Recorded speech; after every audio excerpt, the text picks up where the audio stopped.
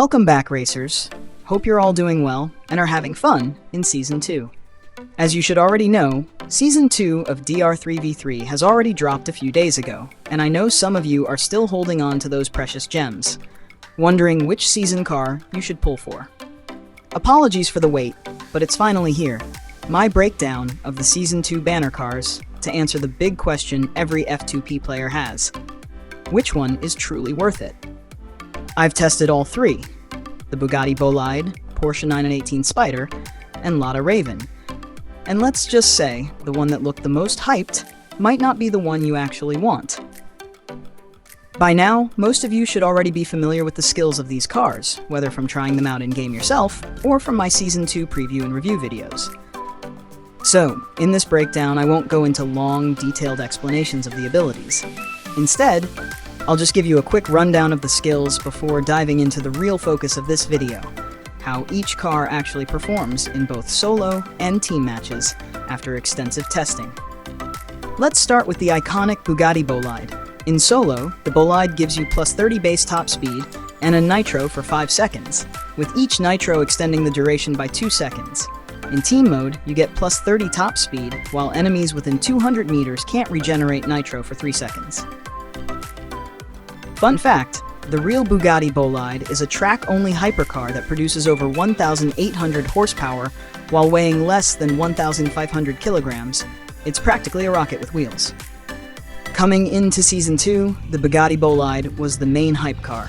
It's iconic, it's eye-catching, and everybody wanted it. But after testing it out, if I am brutally honest and had to sum up its performance in one word, it's underwhelming. Yes, the Bolide has strong stats, higher top speed, great charge, solid handling, and good continuation. On paper, it looks like a monster. But here's the problem. Stats aren't everything. Its solo skill is basically just a basic speed buff. You gain an extra nitro and plus 30 base top speed for 5 seconds, and every time you use nitro, you extend it by 2 seconds. In theory, you could stretch it to 11 or 13 seconds, but in reality, you'll usually only get 7 to 9 seconds. And all that effort only gets you to 290 km per hour for a short burst. It's just mediocre. Other cars can give you the same result without needing all that setup. And the team skill? Stopping enemy nitro regen for 3 seconds sounds nice, but in practice, it's weak. Players regen nitro mainly through drifting, so you have to time your skill perfectly to catch value. If the enemy already has nitro stocked up, your block does nothing. And since nitro comes back so easily, it doesn't really flip the race or help your team clutch. Overall, the Bolide looks amazing but feels like wasted potential. For both solo and team play, it's just meh. You work so hard for value, but the skills aren't game-changing. I know some of you might say, "Oh, trymeee, you're just a hater. Its skills can't be that bad." Well, to be honest, I really hope that this car was really better, cause I am a fan of the Bolide, but I have to speak the truth and state only facts. Its solo skill is decent, good enough for you to win most races, but it's the team skill that is the real disappointing part. You can't even compare its team skill to the Lambo Huracan. Although the Lambo Huracan is not a very powerful S-tier car, if I was to play ganker in a team rank match, I will always choose the Lambo over the Bolide. The Lambo's team skill Huracan Strike is such a ridiculous ganker skill that you can literally flip the tables, turning a losing race into a winning race. Still don't believe me? Watch this.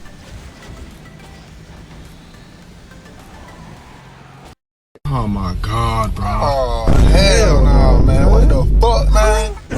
No. Wait. Wait.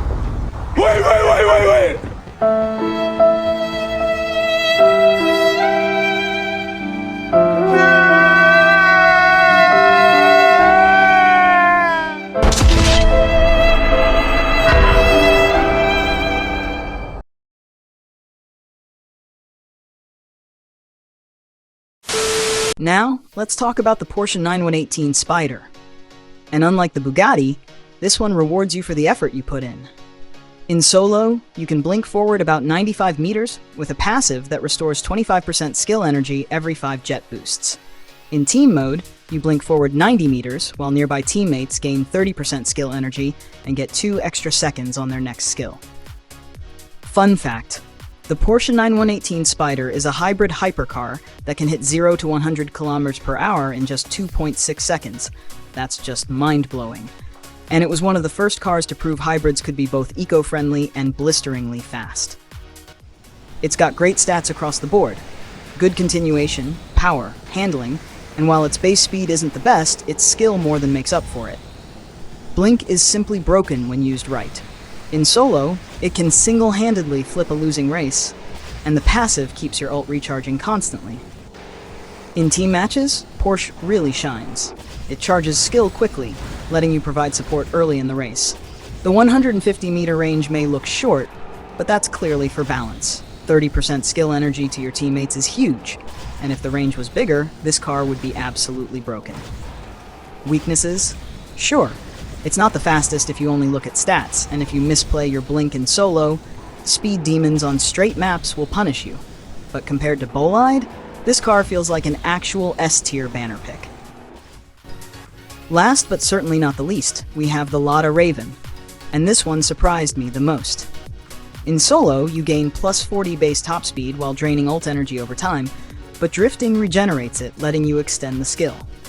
In team mode, you boost your own speed and drop an acceleration lane that teammates can drive into for a speed buff. Fun fact, Lada is a Russian car brand most known for its affordable everyday sedans, so seeing a Lada turned into a futuristic hypercar here is pretty hilarious. It's like your grandpa's grocery getter suddenly became a race machine. Going in, I thought it would be another situational support car, but in solo matches, this thing slaps. It cooks, it dominates. Its base stats aren't the best for speed compared to Bolide, but it's got excellent handling, and its ability is where it really shines. Pop your solo skill and you're instantly at plus 40 top speed, draining ult energy while regenerating it through drifting. The crazy part? It lasts so damn long. 10 seconds minimum, but with drifting you can stretch it for ages. I've had it last up to 30 seconds. 30!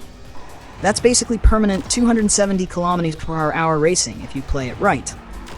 Compare that to Bolide, where you struggle to reach 9 to 11 seconds, and it's night and day. With Lada, you just play normally, and the ability does the work for you. In team play, it's decent. The acceleration zone can help teammates out of corners or straights, but it's not as straightforward as other support cars like Lotus or GT3 where buffs are instant. Here, your teammates have to actively drive into your lane to benefit. Still, in solo, this car is a beast. So, after testing them all, here's my recommendation for free-to-play players this season. First, the Porsche 9118 Spyder, the best all-rounder. OP blink ability, great stats, useful in both solo and team. Second, the Lada Raven. It's a solo beast. Fun to play, strong in the right hands, and better than expected. Thirdly, the Bugatti Bolide. Beautiful but disappointing. Great stats wasted on lackluster skills. It's still a good S-tier car by no means, but if you are just comparing it to the rest of the season cars, this is where I will put it. Sorry, Bugatti fans. The devs clearly banked on its iconic status rather than making it strong in-game. That's my breakdown of the Season 2 banner cars for F2P players. Porsche is your safest bet, Lada is a solo monster, and Bugatti, well, it looks nice in the garage. Now that's just my take after a lot of testing, but I'd love to hear yours. Which banner car are you planning to go for this season, and why? Drop your thoughts in the comments, because I always enjoy seeing your different perspectives. If you found this video helpful, do me a favor and hit that like button. It really helps more racers discover the channel. And if you haven't already, make sure to subscribe and ring the bell so you don't miss out on new videos in the future. And of course, we're all still waiting on that mysterious S-Class car that hasn't dropped yet. Once it arrives, you can bet I'll be covering it in detail, because if history tells us anything, that car could flip the entire season on its head. Thanks for watching, racers. Stay sharp on the track, and I'll see you in the next one.